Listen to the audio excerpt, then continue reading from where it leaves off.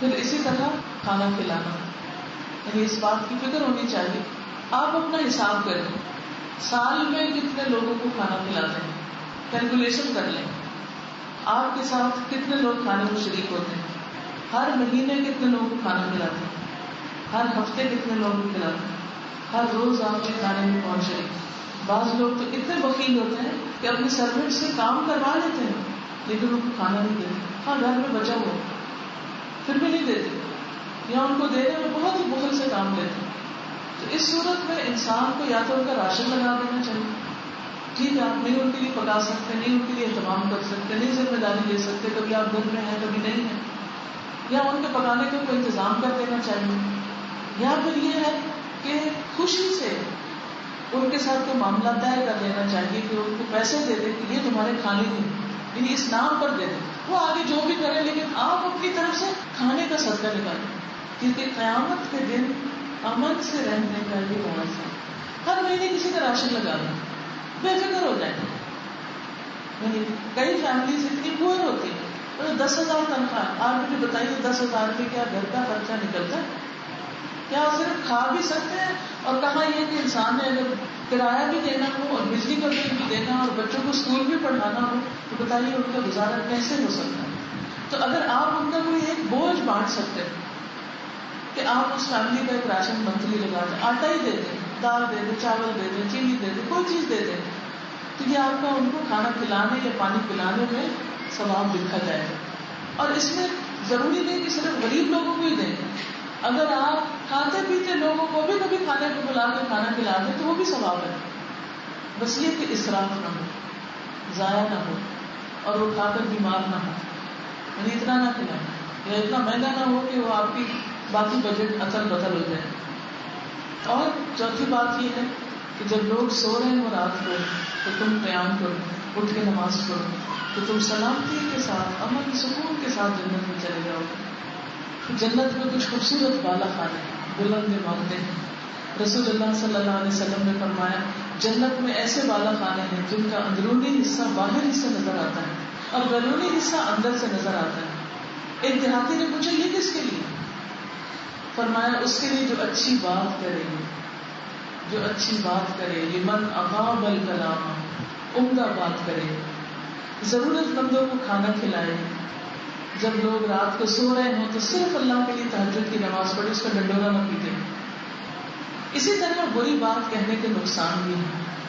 جہاں اچھی بات فائدہ دیتی ہے وہاں بری بات نقصان بھی دیتی ہے. رسول اللہ صلی اللہ علیہ وسلم نے فرمایا ایک آدمی اللہ کی ناراضگی کی ایک بات کرتا ہے اور وہ نہیں سمجھتا کیا کہ اس کا اثر وہاں تک جا پڑے گا جہاں تک وہ اثر ہو جاتا ہے، اور اس کی وجہ سے اللہ عز و جل اس دن تک اپنی ناراضگی لکھ لیتا ہے جس دن اس سے ملاقات ہوگی. یعنی اللہ تعالیٰ اس سے قیامت تک ناراض ہو جاتا ہے. اللہ تعالیٰ کی ناراضگی کوئی معمولی بات نہیں. اب دیکھیے کہ جو بھی لوگ آپ کے پیارے ہیں، محبوب ہیں، آپ کے بہن بھائی ہیں، والدین ہیں، شوہر ہیں، بچے ہیں، دوست ہیں، اگر ان میں سے کوئی آپ سے ناراض ہو جائے تو آپ کے دل کی حالت کیا ہوتی ہے، کیا محسوس ہوتا ہے؟ اور پھر اللہ سبحانہ وتعالیٰ تو ان سب سے بڑھ کر ہمارے محبوب ہیں. والذین آمنوا اشد حبا للہ. تو اگر کسی بات سے اللہ تعالیٰ قیامت تک ناراض ہو گئے تو پھر ہمارے پلے میں کیا رہ گیا، کیا باقی رہا؟ کچھ بھی نہیں. تو اس لیے اس بات سے ڈرنا چاہیے کہ ہم سے اللہ تعالیٰ ناراض نہ ہو. کوئی بات ہم ایسی نہ کریں کہ جو اس کے غضب کا شکار کر دے. پھر اسی طرح معاذ بن جبل کہتے ہیں یا رسول اللہ جو کچھ ہم بولتے ہیں کیا اس پر بھی ہمارا معاوضہ، یہ زبان کی بات میں پکڑی جائے؟ آپ نے فرمایا معاذ تمہاری ماں تمہیں روئے گی. لوگوں کو ان کے چہروں کے بل جہنم میں ان کی زبان کی کٹی ہوئی کھیتیوں کے علاوہ بھی کیا کوئی چیز اوندھا منہ گرا سکتی؟ یعنی ان کی زبانوں کی باتیں ہی ہوگی جو ان کے لیے مصیبت کا باعث بنے گی. تو زبان جو ہے سب سے بابرکت چیز بھی ہے اور سب سے زیادہ منحوس ہے. یہی زبان دنیا میں بھی تخت پر بھی چڑھاتی ہے اور تخت سے گراتی بھی، اور آخرت میں بھی جنت میں بھی لے جاتی ہے اور جہنم میں بھی لے جاتی ہے. ڈپینڈ کرتا ہے کہ آپ بات کس قسم کی کرتے ہیں.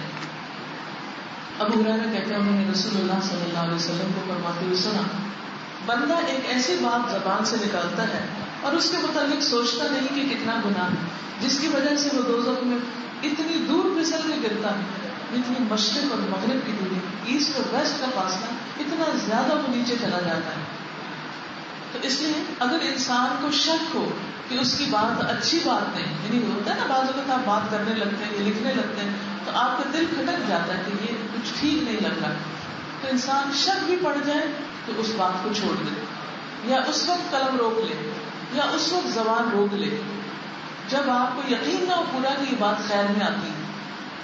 لیکن آپ کو وہ ضروری بھی معلوم ہوتی ہے تو تھوڑا رک کے آپ وہ بات کر لیں. یعنی بعض اوقات ہوتا ہے نا کہ مجھ سے ہماری ٹون زیادہ سخت ہو جاتی ہے، حالانکہ وہی بات اگر نرمی سے کر دی جائے تو معاملہ خراب نہیں ہوتا. پھر یہ ہے کہ انسان اگر اچھی بات نہیں کر سکتا تو خاموش رہے، تو خاموشی کے بھی کچھ فائدے ہیں، اور ان میں سے آپ صلی اللہ علیہ وسلم نے جو فائدہ بتایا وہ کیا ہے کہ تم حسن خلق اور طویل خاموشی کو لازم پکڑو. اس ذات کی قسم جس کے ہاتھ میں میری جان ہے، مخلوقات نے کوئی ایسا عمل نہیں کیا جو ان دو نیکیوں کے برابر ہو، یعنی اچھا اخلاق اور خاموشی. یعنی خاموشی بھی ایک عمل ہے، تو اللہ تعالیٰ کے نزدیک انتہائی محبوب عمل ہے، اور اس میں انسان خاموشی میں دل میں زبان سے اللہ کا ذکر بھی کر سکتا ہے. یعنی خاموشی سے مراد یہاں لوگوں سے باتیں نہ کرنا ہے. نبی صلی اللہ علیہ وسلم زیادہ وقت خاموش رہتے تھے، اسی لیے دیکھیں آپ کی حدیثیں کتنی کم، 22-23 سال میں آپ نے جو کچھ بولا وہ چند ہزار احادیث بنتی.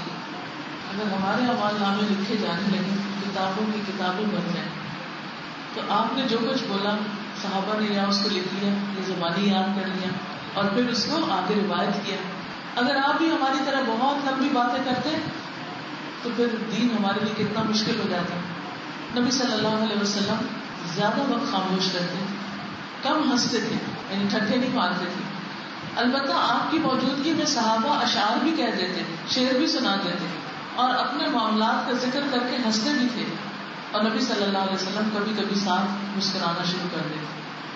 یعنی ہر وقت ان کے ساتھ نہیں ہنستے تھے، یا ہنسی کے دورے نہیں وہاں پڑا کرتے تھے. انسان کو ہنسی آتی ہے لیکن اس کو حد میں رکھے، اسے کنٹرول کرے. ایسی بے باک ہنسی نہ ہو کہ جس میں دوسرے یہ سمجھے شاید ان کا مذاق اڑایا جا رہا ہے. بعض اوقات گھر میں دو لوگ اتنا زور زور سے ہنسنا شروع کر دیتے ہیں کہ باقی لوگ انسیکیور فیل کرتے ہیں یا ان کا دل چھوٹا ہو رہا ہوتا ہے، تو اس سے بھی پرہیز کرنا چاہیے. پھر اسی طرح رسول اللہ صلی اللہ علیہ وسلم نے فرمایا جو خاموش رہا وہ نجات پا گیا. آپ نے فرمایا جب تک تم خاموش رہو گے سلامت رہو گے. پھر جب تم نے بولا کہ یا تمہارے حق میں لکھا جائے گا یا تمہارے خلاف لکھا جائے گا. پھر اسی طرح یہ ہے کہ خاموشی جو ہے وہ انسانوں کے عیب ڈھانپنے والی ہے.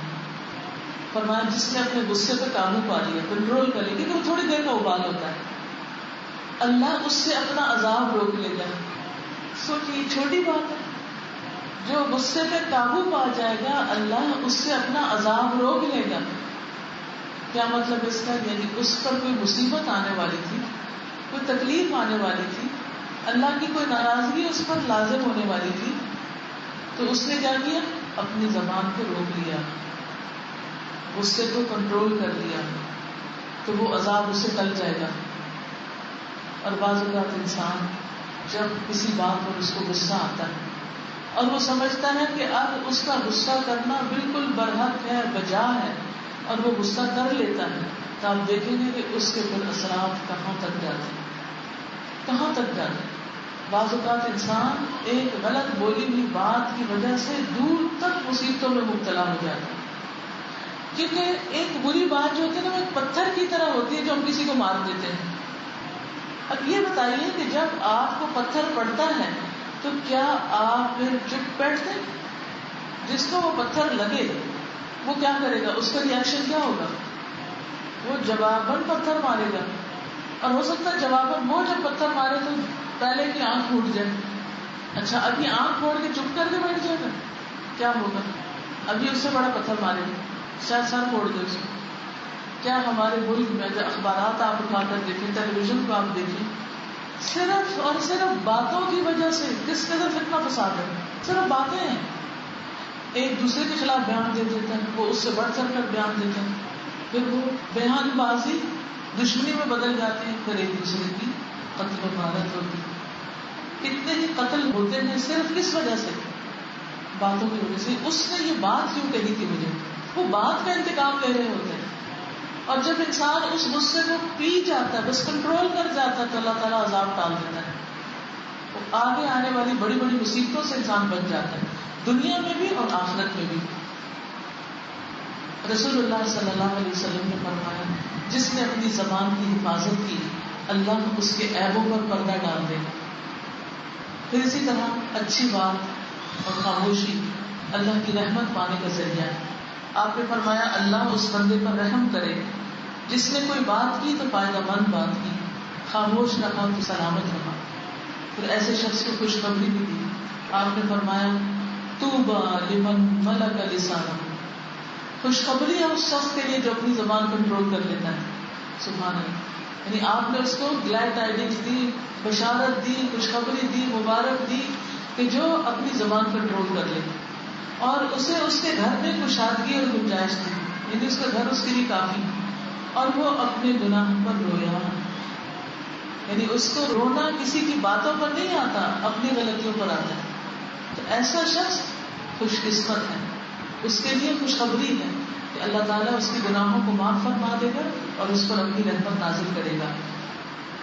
پھر اسی طرح آتا ہے حدیث میں کہ زبان سے زیادہ لمبی قید کی محتاج اور کوئی چیز نہیں، یعنی اس کو امپریزن کر دینا چاہیے. جیسے کسی قیدی کو قید میں بند کر دیا جاتا ہے، اسی طرح انسان کو اپنی زبان کو قید کر دینا چاہیے، جیسے کمرے میں بند کر دیا. تو زبان کے بعد ہم ہمسائے کے حقوق پر تھوڑی سی بات کرتے ہیں کہ انسان کو اپنے پڑوسیوں کے ساتھ، اپنے کولیگز کے ساتھ کیسا سلوک کرنا چاہیے. اچھے سلوک میں سب سے پہلے سلام دعا آتی. مثلاً آپ اپنے گھر سے نکلے، پڑوسی بھی نکلا، وہ بھی گاڑی میں، آپ بھی گاڑی میں، اگنور کر کے نہ نکلیں. کوشش کر کے، توجہ کر کے کیا کریں، چاہے ہاتھ سے سلام کریں، آپ اس کی موجودگی کو اکنالج کریں، اور اگر ہو سکے تو ونڈو نیچے کر کے سلام کریں. اگر اس سے زیادہ اجر کمانا چاہتے ہیں تو ذرا سا گاڑی سے باہر نکل کر اٹھ کے آپ کے ہاتھ ملانے، گلے ملنے. تو یہ کیا ہے؟ پڑوسی کی عزت، پڑوسی سے حسن سلوک. کبھی اس کے گھر چلے جائیں، کبھی اس کو اپنے گھر پہ بلا لیں اور اس کا اکرام کریں. کبھی اس کی طرف کوئی تحفہ بھیجیں. جیسے نبی صلی اللہ علیہ وسلم نے خواتین کو خاص طور پر کہا کہ وہ شوربہ زیادہ کر لیں اور پڑوسی کو بھی یاد رکھیں، ان کو بھی کھانا بھیجیں. یا اگر کوئی معمولی چیز بھی پڑوسن بھیجے، جیسے بکری کے جلے ہوئے گڑ بھی نہ ہو، تو اس کو بھی کوئی حقیر نہ سمجھے، اسے بھی خوشی سے قبول کر لیں. کہ یہ چھوٹے چھوٹے تحفوں کا لین دین، چھوٹے چھوٹے کھانے پینے کا جو آپس میں ایکسچینج ہے، یہ محبت بڑھاتا ہے، کیونکہ ذائقہ ٹیسٹ چینج ہو جاتا ہے. مجھے یاد ہے چھوٹے ہوتے تھے ہم، تو اکثر یہ سلسلہ ہوتا تھا کہ جو پکا ہے اس میں سے کچھ نکال کے ساتھ والوں کو دے کر آؤ. بچوں کو کہا جاتا تھا جاؤ یہ دے کر آؤ، ان کو دے کر آؤ، ان کو دے کر آؤ، اور پھر وہ بھی واپس اس برتن میں کچھ ڈال دیتے. تو کتنا مزہ آتا نا، اپنا کھانا کتنا بھی اچھا بناؤ، لیکن دوسرے کے گھر کے کھانے کا مزہ ہی کچھ اور ہوتا ہے، وہ ایک ٹریٹ ہوتی ہے. تو اس طرح کھانوں کے تبادلے سے محبت بھی بڑھی، اور ویسے بھی اس کے ادر بینیفٹس بھی ہوتے ہیں. انسان ایک دوسرے سے سیکھتا بھی، پھر ایک دوسرے سے ریسیپی شیئر ہوتی، پھر پوچھتے اچھا آپ نے جو کڑی بنائی تو آپ کیسے بناتے ہیں، اور پھر وہ بات چیت کرنے کا ایک بہانہ بن جاتا ہے. چھوٹی چھوٹی چیزیں آپ ایک دوسرے سے سیکھتے ہیں جب آپ انسانوں کے ساتھ تعلق رکھتے ہیں. اور اگر آپ بالکل ہی الگ تھلگ اپنی دنیا میں ہیں، صرف اپنے ہی اندر ہیں، تو پھر یہ ساری چیزیں آپ ان کو انجوائے نہیں کر سکتے.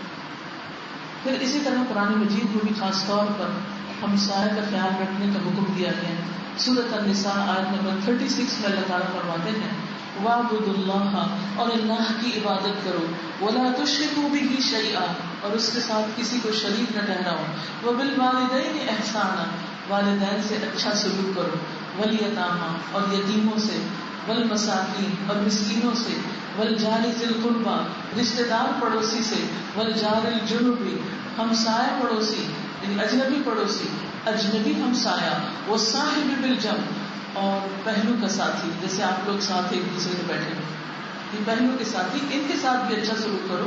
جب آپ کہیں بیٹھو تو ان کو بھی جگہ دو، ان کے بھی سکون کا خیال رکھو. یہ نہیں کہ انسان صرف اپنا کام کرتا چلا جائے یا جیسے آپ کہیں سفر کرتے ہیں تو سفر میں جو لوگ آپ کے ساتھ بس پہ بیٹھے ہیں، ٹرین پہ بیٹھے ہیں یا جہاز پہ بیٹھے ہیں تو ان کا خیال رکھنا. اگر آپ کچھ کھا رہے ہیں تو ان کو آفر کر دینا. اپنی سمٹ کر بیٹھنا، یہ نہیں کہ اپنی سیٹ سے بڑھ کر آدھی ان کی سیٹ بھی لے لینا یا ان کو کسی بھی طرح کی اذیت یا تکلیف دینا. تو ان چیزوں سے بچنا چاہیے. یا ان کا پلو اٹھا کے اپنے دو بنا لینا. تو اس چیز کو اسمارٹنیس نہیں کرے گا، یہ ہمسائیگی کے حق کے خلاف بات ہوگی.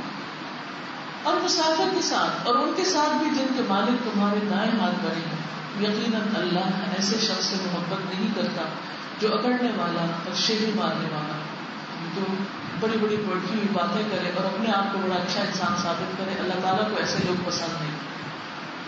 تو اس سے کیا پتہ چلتا ہے کہ پڑوسیوں کے ساتھ اچھے سلوک کا حکم اللہ تعالیٰ نے خود اپنی کتاب میں دیا ہے.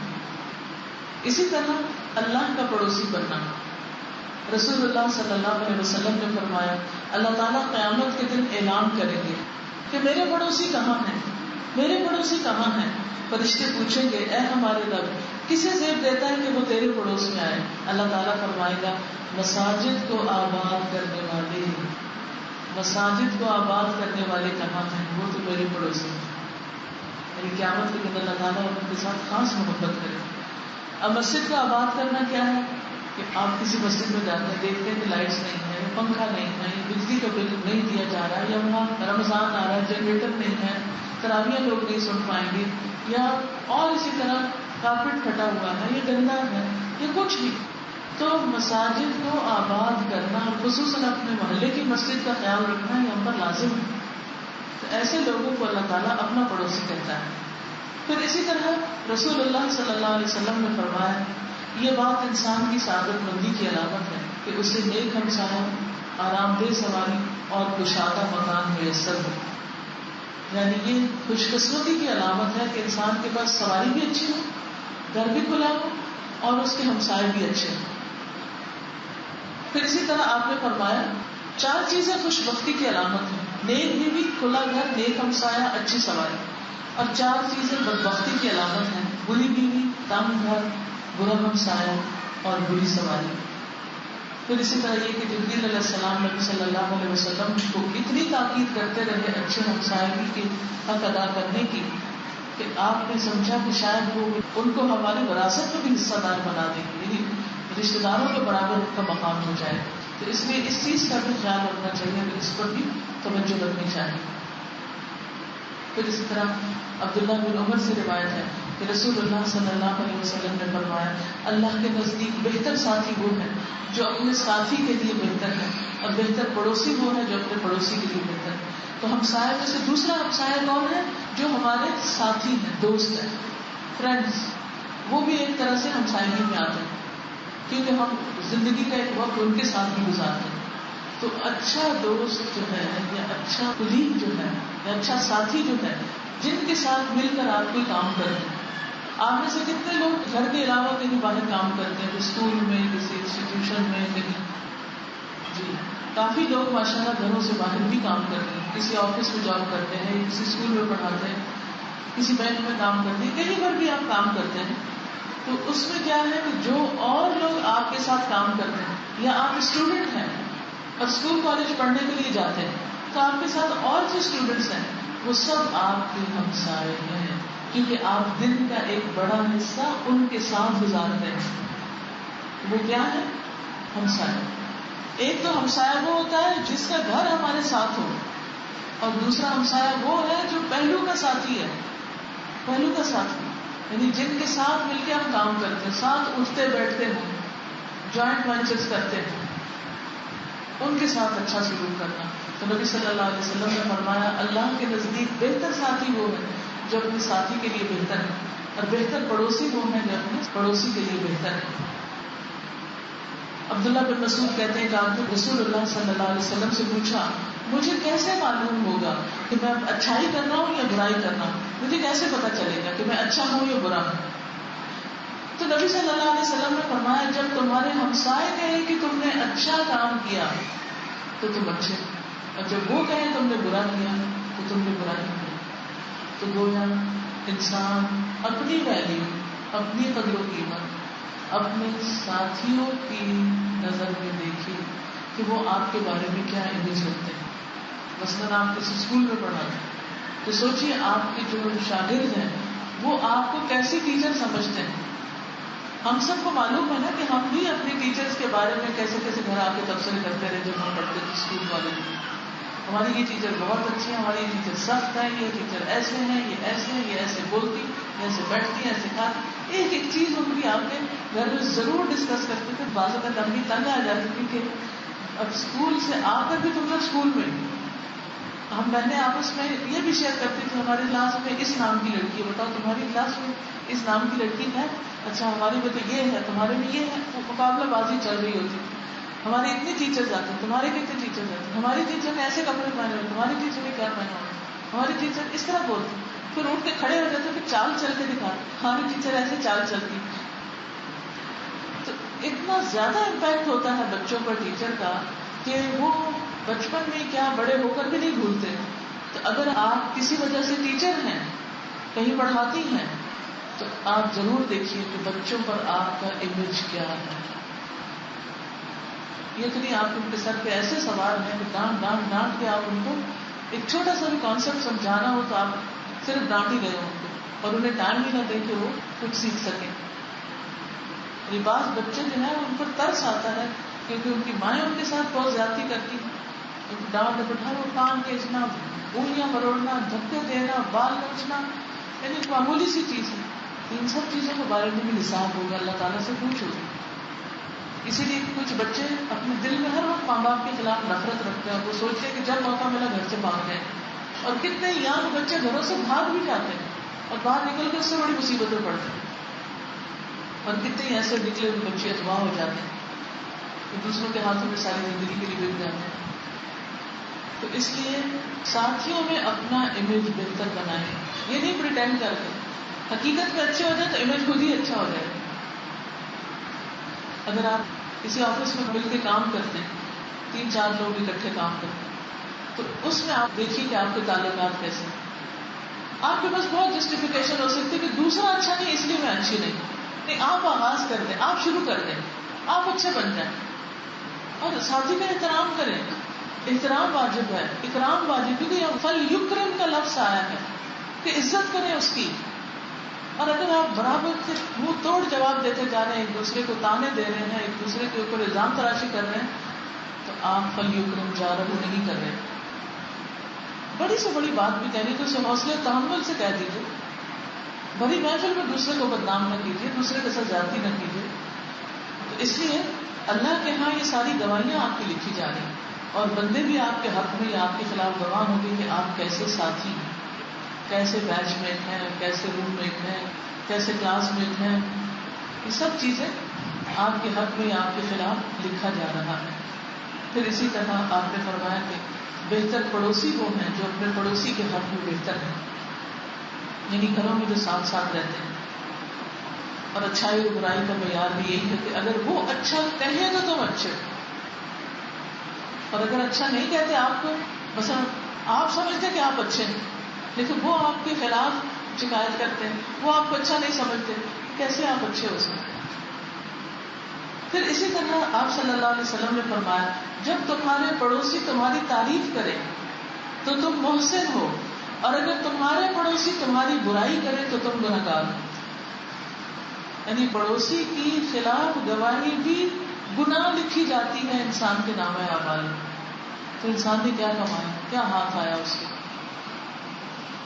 پھر اسی طرح ہمسائے کے کچھ حقوق بھی ہیں, ان کے کھانے پینے کا خیال رکھنا, کیونکہ بعض اوقات ان کے حالات اچھے نہیں ہو سکتے. بعض اوقات یہ بھی ہوتا ہے کہ حالات بہت اچھے ہوتے ہیں, ایک دم بزنس ختم ہو جاتا ہے, ایک دم سب کچھ ختم ہو جاتا ہے, تو وہ پائی پائی کے محتاج ہو جاتی ہیں. اس وقت بھی ان کے ساتھ اچھا سلوک کرنا, یہ نہیں کہ جب ان کے پاس تھا تو مقابلے پہ وہ اچھا کرتے تھے تو آپ بھی اچھا کرتے رہے. ایسے وقت میں کسی کے کام آنا کہ جب اس کے پاس اپنی ضرورت پوری کرنے کے لیے کچھ نہ ہو. پھر اسی طرح حضرت اسماء بنت ابی بکر کہتی ہیں کہ جب مجھ سے زبیر رضی اللہ عنہ نے شادی کی تو نہ ان کے پاس مال تھا, نہ زمین تھی, نہ لونڈی غلام تھے, سوائے پانی کھینچنے والے اونٹ اور گھوڑے کے. زبیر کے گھوڑے کو میں چراتی, پانی پلاتی, ان کا ڈول سیتی, آٹا پیستی, البتہ روٹی پکانا مجھے نہیں آتا تھا. اب کیونکہ یہ سارے باہر کے کام کر رہے ہیں, کیا کیا کر رہی؟ گھوڑے کو چراتی ہیں، پانی پلاتی گھوڑے کو. کبھی آپ گھوڑے کو پانی پیتے ہوئے دیکھیں کتنا پانی وہ پی جاتا ہے، اور اگر کہیں سے نکال کے بالٹی میں ڈال کے اس کے آگے رکھنا تو کتنا مشقت کا کام ہے. پائپ سسٹم تو اس زمانے میں نہیں تھی، یا کنویں سے پانی نکالتے تھے یا پھر نہریں ہوتی تھی. تو عرب میں کون سی نہریں تھی؟ کنویں وغیرہ سے لوگ پانی نکالتے تھے. تو وہ اپنے پینے اور کام کے لیے بھی بھاری ہو جاتا تھا. کہا کہ جانوروں کو پلانا، اسی لیے وہ کتے کو پانی پلانے کے لیے وہ عورت بخشی گئی. تو یہ گھوڑے کو چراتی پانی پلاتی، اور جب پانی پلانے والا ڈول پھٹ جاتا تو سیتی بھی خود چمڑے والا، اس کی بھی سلائی. کپڑا سینا بھی نہیں آتا ہم لوگوں کو، کہاں کہ چمڑا سینا ہے. اور آٹا پیستی، چکی پیستی پھر گھر آ کے، اور کہتی روٹی پکانی نہیں آتی تھی. بعض اوقات ایسا ہوتا ہے کہ باہر کے کام اتنے ہو جاتے ہیں کہ گھر کے کاموں میں انسان اتنا ماہر نہیں ہو سکتا. تو کہتے ہیں کہ میری روٹی انصاری پڑوس میں پکا دیتی تھی، وہ بڑی نیک عورتیں تھیں.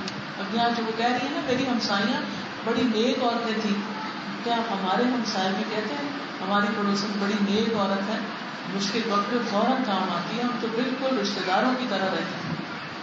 تو یہ ایک معیار دے دیا گیا کہ صحابیات نے کیسی زندگی گزاری. پھر اسی طرح ضرورت پڑنے پہ دروازہ بند نہ کرنا، کیونکہ بعض اوقات یہ ہوتا ہے کہ انسان کوئی بیچ میں سے دروازہ نکلتا ہو یا ویسے اور بند کرنے کی ضرورت نہ ہو، تو صرف اس لیے کہ ہمسائے کا بچہ نہ آئے یا ہمسایہ نہ آ جائے، تو اس کے لیے ہر وقت اپنے گھر کو بند کر کے رکھنا. آپ نے فرمایا کتنے ہی پڑوسی اپنے پڑوسی سے لٹکے ہوں گے قیامت کے دن. پڑوسی کہے گا اے میرے رب اس سے پوچھ اس نے میرے لیے اپنا دروازہ کیوں بند کیا، جب مجھے اس کی ضرورت تھی اس نے اپنا گھر بند کیوں کر لیا اور اپنی زائد ضرورت چیز مجھ سے کیوں روکی. بعض اوقات یہ ہوتا ہے نا پانی ایک جگہ پر ہوتا ہے، یعنی ہر جگہ کو اپنی طرح آئیڈیل نہ سمجھے کہ سب بنگلوں میں رہنے والے ہیں. لوگ بڑی بڑی مشکل حالات میں گاؤں وغیرہ میں دیہاتوں میں جنگلوں میں کہاں اکٹھے رہتے ہیں، تو اس وقت بہت سے ریسورسز شیئر کرنے پڑتے ہیں. تو اگر کوئی شخص اپنے ریسورسز شیئر نہیں کرتا تو وہ بھی قیامت کے دن جا کے اللہ تعالیٰ سے شکایت کرے گا، کیونکہ اس کے پاس کوئی اور راستہ ہے نہیں. پھر اسی طرح نبی صلی اللہ علیہ وسلم نے فرمایا گھر کا ہمسایہ کے گھر یا زمین کا زیادہ حقدار ہے. یعنی اگر ایک گھر میں دو فیملیز رہتی ہیں جیسے جوائنٹ فیملی سسٹم ہوتا ہے، یا پھر ساتھ ساتھ رہ رہے ہیں اور آپ اس گھر کو بیچنا چاہتے ہیں تو جو اندر رہ رہے ہیں ان کو بیچ دیں، یہ نہیں کہ باہر سے لوگ بلا کے ان کو بیچیں. تو جو گھر کا ہمسایہ ہے، گھر کے اندر آپ کے ساتھ رہ رہے ہیں، بازو کا ایسا ہوتا ہے کہ گھر میں دو بیٹوں کی شادی، دونوں بھائی اکٹھے رہ رہے ہیں، پھر کچھ عرصے کے بعد ایک الگ ہو رہا ہے، والدین کی وفات ہو جاتی ہے، ایک کو وہ گھر مل جاتا ہے لیکن اس کو ضرورت نہیں، دوسرا رہ رہا ہے، تو بلا وجہ اس کو نکالا نہ جائے، وہ اس کے ہاتھ بیچ دیا جائے یا اس کو دے دیا جائے تاکہ اس کے لیے زندگی آسان. تو یہ چھوٹی چھوٹی چیزیں جو ہمارے دین نے ہمیں سکھائی ہیں جن سے ہماری دنیا بھی بہتر ہو سکتی ہے اور آخرت بھی بہتر ہو سکتی ہے. اسی طرح یہ ہے نبی صلی اللہ علیہ وسلم نے فرمایا ہمسایہ پر شفا کا زیادہ حقدار ہے. اگر وہ موجود نہ ہو تو اس کا انتظار کیا جائے بشرطے کہ ان کا راستہ ایک ہو.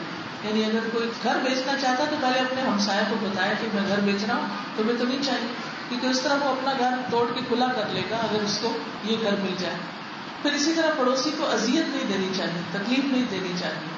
آپ صلی اللہ علیہ وسلم نے فرمایا جو شخص اللہ اور قیامت کے دن پر ایمان رکھتا ہے وہ اپنے پڑوسی کو تکلیف نہ پہنچائے. یعنی جیسے دیواروں پہ کیل ٹھوک کے اور دوپہر کے وقت جب وہ سو رہے ہوں یا رات کو اونچا میوزک لگا کے یا ایسے شور ہنگامہ کر کے یا ایسی کسی بھی چیز سے جس سے ہمسایہ ڈسٹرب ہو.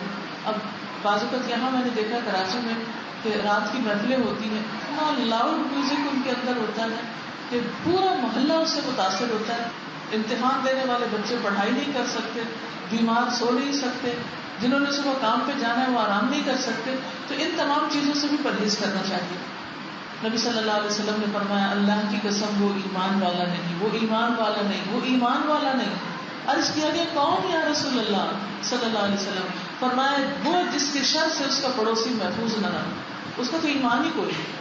اب بظاہر یہ چیز دیکھنے میں دنیا داری ہے کہ پڑوسی سے اچھا معاملہ، لیکن یہ ہمارے ایمان کا حصہ ہے. ہمارا دین صرف یہ نہیں کہ زبان سے لا الہ الا اللہ پڑھ لینا ہے، یہ عمل میں تبدیلی لانا بھی ایمان ہی کا حصہ ہے. پھر اسی طرح پڑوسی کو اذیت دینے کا نقصان کیا ہوتا ہے کہ انسان کے اوپر خود مصیبت آتی. ابو ثوبان کہا کرتے تھے کہ کوئی شخص اپنے ہمسائے پر ظلم اور جبر کرتا ہے حتیٰ کہ ہمسایہ گھر چھوڑ کے چلا جائے تو وہ اپنے اوپر ہلاکت کو دعوت دیتا ہے. ایسا شخص ہلاک ہو جاتا ہے، برباد ہو جاتا ہے. پھر اسی طرح یہ ہے کہ ہمسائے کو دکھ دینا نیکیوں کو مٹانے کا سبب بن جاتا ہے. نیکی برباد، گناہ لازم آ جاتا ہے. انس بن مالک کہتے ہیں کہ نبی صلی اللہ علیہ وسلم کے ہاں بحرین سے مہمان آ کر ٹھہرے. آپ نے اپنے وضو کا پانی منگوایا اور وضو کیا، اور وہ آپ کے وضو کے پانی کی طرف لپکے گئے. وہ لوگ جو آئے ہوئے تھے انہوں نے اس میں سے جو پانی لیا، جو پایا پی لیا، اور جو زمین پہ گرا انہوں نے اسے اپنے چہروں سینوں پہ مل لیا. نبی صلی اللہ علیہ وسلم نے ان سے پوچھا کہ کس چیز نے تمہیں اس پر اکسایا ہے کہ تم یہ میرے پانی کو اپنے اوپر ڈال رہے ہو اور پی رہے ہو؟ تو انہوں نے کہا آپ کی محبت. شاید اللہ تعالیٰ ہم سے بھی محبت کرے، کیونکہ اللہ آپ سے محبت کرتا ہے، اس لیے شاید وہ ہمیں بھی مل جائے. آپ نے فرمایا اگر تم پسند کرتے ہو کہ اللہ اور اس کا رسول تم سے محبت کرے تو 3 خوبیوں پر ہمیشگی اختیار کرنی ہوتی، کنٹینیوٹی. نمبر 1 سچی بات، نمبر 2 امانت کی ادائیگی، یعنی تمہارے پاس کسی کی بھی کوئی امانت ہے تو اس کو پورا پورا لوٹا دو. اور نمبر 3 اچھا پڑوسی، کیونکہ پڑوسی کو تکلیف دینا نیکیوں کو اس طرح مٹا دیتا ہے جس طرح سورج برف کو مٹا دیتا ہے. یعنی برف کو بڑا سا بڑا ڈھیلا کہیں رکھ دے دھوپ میں تو کیا ہوگا، پگھل کے سارا پانی بن جائے گا اور پانی بھی گرم ہو جائے گا. ایسے ہی جو شخص اپنے ساتھیوں کو تکلیف دیتا ہے وہ اپنی نیکیوں کو ضائع کر دیتا ہے. ایک اور حدیث میں آپ نے فرمایا، مسند احمد کی روایت ہے، لا يدخل رجل الجنة لا يأمن جاره بوائقه. وہ شخص جنت میں نہیں جائے گا جس کی شرارتوں سے اس کا ہمسایہ امن میں نہیں ہوگا. پھر اسی طرح قیامت کے دن جو لوگ آپس میں جھگڑتے ہوئے پیش ہوں گے ان میں سب سے پہلے ہمسائے آئیں گے، وہ اپنے جھگڑے لے کر آئیں گے لوگوں کو جھگڑوں میں سے. پھر اسی طرح آپ صلی اللہ علیہ وسلم نے دعا سکھائی ہے کہ برے پڑوسی سے نجات مانگی جائے. اللہم انی اعوذ بک من جار السوء فی دار المقامہ فإن جار البادیۃ یتحول.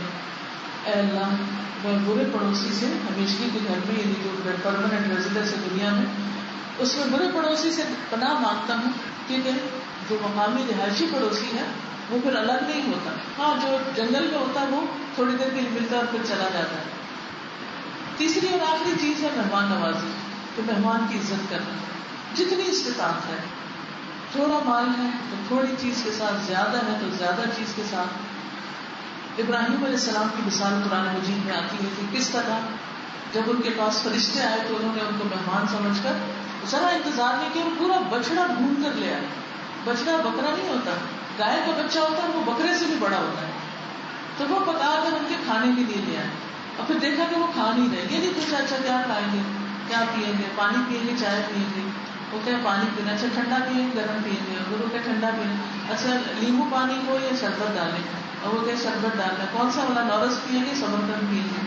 پھر اس کو اتنا ضد کرے کہ وہ کہے کہ معاف کر دو پانی کے لیے. یعنی مہمان سے بہت زیادہ سوال جواب نہیں کرنا. اچھا یہ چاہیں گے، یہ کھائیں گے، یہ لے آئیں، یہ اٹھا لیں، یہ رکھ، اس کا کوئی سوال نہیں ہونا چاہیے. اس کو ایٹ ہوم فیل کروانا چاہیے کہ جیسے اپنے گھر میں خوش ہے، ریلیکس ہے، جیسے آپ اپنے لیے چاہیں کہ آپ کے ساتھ کیا جائے. کیونکہ بعض اوقات ہم مہمان نوازی میں بھی اتنا اوور کرنے لگتے ہیں کہ دوسرا شخص پریشان ہو جاتا ہے، بہت کانشیس ہو جاتا ہے اور وہ ضرورت کی چیز بھی استعمال نہیں کر پاتا. تو رسول اللہ صلی اللہ علیہ وسلم نے فرمایا ابراہیم پہلے شخص ہیں جنہوں نے اہتمام سے مہمان کی مہمان نوازی کی، یعنی اتنے اہتمام کے ساتھ کی. پھر اسی طرح آپ صلی اللہ علیہ وسلم نے فرمایا کہ تم پر تمہارے مہمان کا بھی حق ہے. پھر اسی طرح نبی صلی اللہ علیہ وسلم کے زمانے میں جب کبھی کوئی مہمان آتے آپ اپنے گھر میں پہلے پتہ کرتے کہ ان کے کھانے کے لیے کیا ہے. جب نہ ہوتے تو صحابہ سے پوچھتے کہ کون اس مہمان کو آج اپنے گھر میں ٹھہرایا گا. وہاں کوئی ریسٹورینٹ سے گیسٹ ہاؤس نہیں تھے کہ وہاں مہمانوں کو ٹھہرایا جائے. تو ایک مرتبہ اسی طرح کچھ مہمان آئے اور آپ کے گھروں میں سے کسی گھر میں کچھ بھی کھانے کو دیتے. صحابہ سے پوچھا ان کے پاس میں، ایک انصاری کہنے لگے کہ میں ان کو اپنے گھر لے جاتا. جب گھر گئے تو بیوی نے کہا بس اتنا کھانا ہے، خود کھائیں یا ان کو کھلائیں.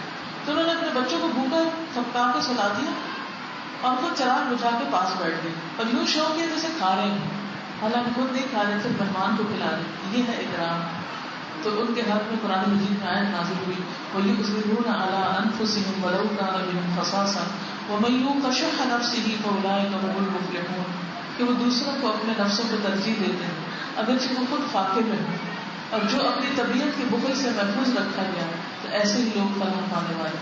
یعنی خود تکلیف اٹھا کے بھوک کاٹ کے دوسرے کو کھلانا بہت بڑی بات ہے کہ جب آپ کو خود بھی ضرورت ہو پھر آپ اپنی ضرورت چھوڑ کے دوسرے کی ضرورت پوری کریں. اسی طرح اگر مہمان مسلم نہ بھی ہو, نان مسلم ہو, پھر بھی اس کی عزت کرنی چاہیے. جیسے نبی صلی اللہ علیہ وسلم کے پاس ایک یہودی آیا تھا, تو آپ صلی اللہ علیہ وسلم نے اس کو ایک بکری کا دودھ پلایا اور آفر کیا تو دوسری کا پی لیا, تیسری کا, چوتھی کا, پانچویں کا, چھٹی کا, 7 بکریوں کا دودھ پی لیا, حتیٰ کہ اس کا پیٹ خراب ہو گیا اور وہ بستر خراب کر کے بھاگ گیا. لیکن بعد میں نبی صلی اللہ علیہ وسلم نے اپنے ہاتھوں سے اس کا بستر صاف کیا. جب وہ واپس آیا تو دیکھا کہ آپ کہ یہ اخلاق ہے کہ وہ اپنی کوئی چیز بھول گیا تھا پیچھے. تو آپ صلی اللہ علیہ وسلم نے جو حسن سلوک کیا, نہ اس پہ ہنسے, نہ کوئی اشارہ کیا اس کے خلاف, نہ اس کا مذاق اڑایا, نہ اس کو برا بھلا کہا, تو وہ شخص اسی پر مسلمان ہو گیا. پھر اسی طرح آپ صلی اللہ علیہ وسلم نے فرمایا اس شخص میں کوئی خیر نہیں جو مہمان نوازی نہیں کرتا. لیکن مہمان نوازی کا مطلب نہیں کہ کوئی مہینے کے لیے آ جائے تو آپ ہر وقت اس کے آگے کھڑے رہیں. مہمان نوازی کا مطلب کیا ہے؟ آپ نے فرمایا ایک رات کی ضیافت ہر مسلمان کو راضی, کیونکہ جب کوئی آ رہا ہو تو اچھا سا کھانا کھلا دیں. جو شخص کسی کے صحت میں اترے تو ضیافت اس پر قرض ہے. مہمان چاہے تو وصول کر لے, چاہے تو چھوڑ دے. لیکن اس سے زیادہ, ایک رات سے زیادہ جو ہے اس میں 3 دن تک مہمانی آتی, اس کے بعد باقی دن جو ہے وہ پھر وہ گھر کا فرد بن جائے گا. جس طرح گھر والے کھاتے پیتے ہیں رہتے ہیں اسی طرح وہ بھی رہے گا. آپ نے فرمایا جو شخص اللہ اور آخرت پر ایمان رکھتا اسے چاہیے کہ اپنے مہمان کی عزت کرے اور خوب خدمت خاطر مداحت کرے. اور یہ 1 دن رات ہے. مہمانی 3 دن کی ہوتی ہے. اس کے بعد جو بھی وہ دے گا وہ صدقہ ہے. اور 3 دن سے زیادہ کسی کو تکلیف دینا مہمان بن کر وہ جائز بھی نہیں, کیونکہ اس کے لیے انسان مشقت اور بوجھ نہ بن جائے, اس کے گھر کے کاموں میں خلل اور رکاوٹ نہ آنے لگے. پھر اسی طرح یہ ہے کہ ایک کا مہمان سب کا مہمان ہوتا ہے. یعنی اگر کسی ایک گھر میں مہمان ہے تو پورے محلے کا ایک طرح سے مہمان ہوتا ہے. ضروری نہیں کہ جس کے گھر میں رہ رہا ہے بس وہ اسی کا مہمان ہے. محمد بن زیاد کہتے ہیں کہ میں نے سلف صحابہ کا زمانہ پایا.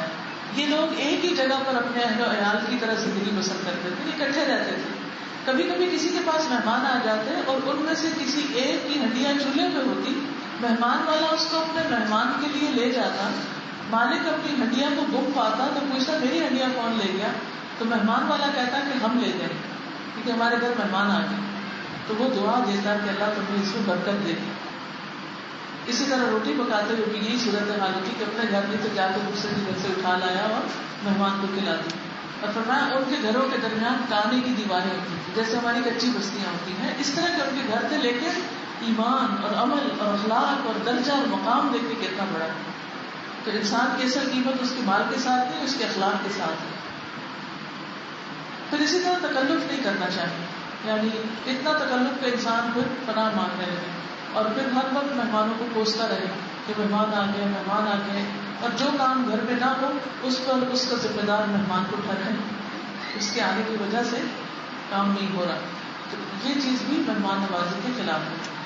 تو بہرحال یہ ہے ہمارا دین جس میں ہمیں اچھی بات کرنے, ہمسائے سے اچھا سلوک کرنے اور مہمان سے اچھا سلوک کرنے کے لیے کہا ہے.